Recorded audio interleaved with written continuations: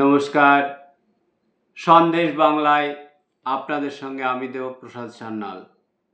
আজকের ভিডিওতে এমন একজন কবির কথা বলবো যিনি মার্ক্সবাদে বিশ্বাসী, স্বল্প জীবনের অধিকারী হয়েও বাংলা কাব্য সাহিত্যকে যেটুকু দিয়ে যেতে পেরেছেন তাতে বাংলা সাহিত্যর সমৃদ্ধি লাভ করেছিল। সেই স্বল্প জীবনের অধিকারী, মার্ক্সবাদে বিশ্বাসী, প্রগতিশীল মানসিকতার মানুষ, যিনি মানুষকে নিয়ে কাব্য রচনা করে গেছেন, যার কাব্যে প্রকাশ পেয়েছে অনাহারে বেঁচে থাকা মানুষের কষ্টের কথা, সাধারণ মানুষকে নিয়ে ভাবনা চিন্তা। যে কবি তার কিছুদিনের মধ্যেই শতবর্ষ পালিত হবে, সেই কবি হলেন কিশোর কবি সুকান্ত ভট্টাচার্য। এই সুকান্ত ভট্টাচার্যের জন্ম হয়েছিল ব্রিটিশ ভারতের কলকাতা শহরের কালীঘাটে মামার বাড়িতে। সুকান্ত ভট্টাচার্যের বাবার নাম নিবারণ ভট্টাচার্য, মায়ের নাম সুনীতি দেবী। আমরা অনেকেই জানি আমাদের পশ্চিমবঙ্গের প্রাক্তন মুখ্যমন্ত্রী বুদ্ধদেব ভট্টাচার্য ছিলেন সুকান্ত ভট্টাচার্যের ভ্রাতুষ্পুত্র। এই কবির জীবনাবসান ঘটে মাত্র 21 বছর বয়সে। তিনি জন্মগ্রহণ করেছিলেন 15ই আগস্ট 1926 খ্রিস্টাব্দে। আগামী বছর 2026 তার শতবর্ষ। সেই শতবর্ষের কথা মাথায় রেখে তাকে শ্রদ্ধা জানাতে আজকের ভিডিও। এই সুকান্ত ভট্টাচার্য দ্বিতীয় বিশ্বযুদ্ধ, 43-এর মন্বন্তর, ফ্যাসিবাদী আগ্রাসন, সাম্প্রদায়িক দাঙ্গা, এই সবের বিরুদ্ধে তার কলমকে তরোয়ালের মতো ব্যবহার করতে পেরেছিলেন। তার কলমের থেকে বেরিয়ে এসেছিল নানা কাব্য কবিতা। তিনি শুধু কাব্য কবিতা নয়, অনেক গল্পও রচনা করেছেন। এই স্বল্প জীবনের অধিকারী এই মানুষটি সুকান্ত ভট্টাচার্যের কলম কথা বলে গেছে মেহনতি মানুষ, খেটে খাওয়া মানুষ, পরিশ্রমী মানুষের পক্ষে। তাদের যে দুঃখ কষ্ট বেদনা, সেটাকেই প্রকাশ করেছেন তার কাব্যের মধ্যে দিয়ে, যেখানে তার লেখনী হয়ে উঠেছে তরোয়ালের মতো ধারালো। সেই রকমই একটি কবিতা, বিখ্যাত কবিতা আমরা সকলেই জানি, যেটি গানও হয়েছে।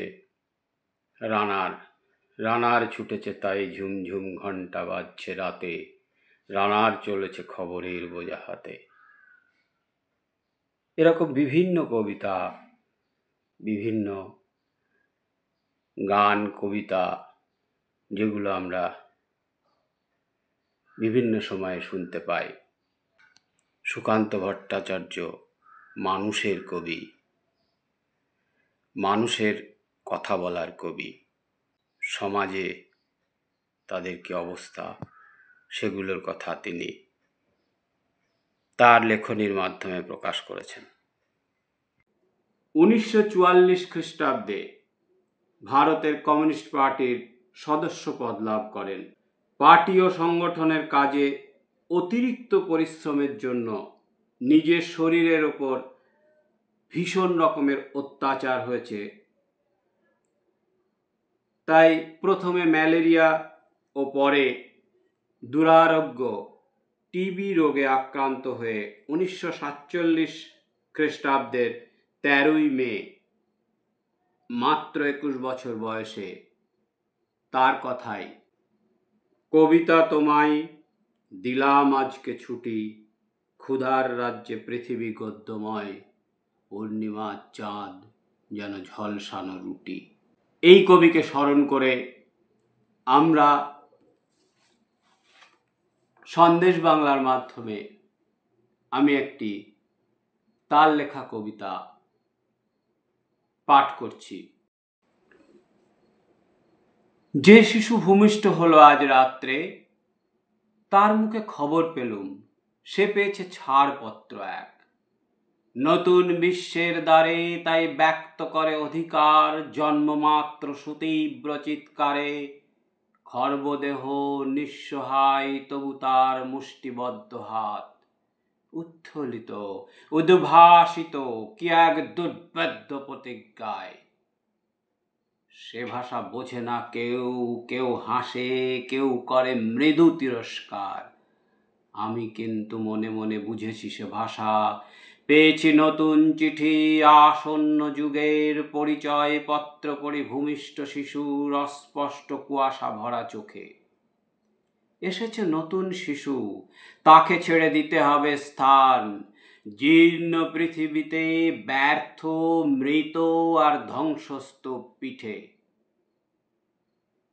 চলে যেতে হবে আমাদের, চলে যাব, তবু আজ যতক্ষণ দেহে আছে প্রাণ, প্রাণপণে পৃথিবীর সরাবো জঞ্জাল।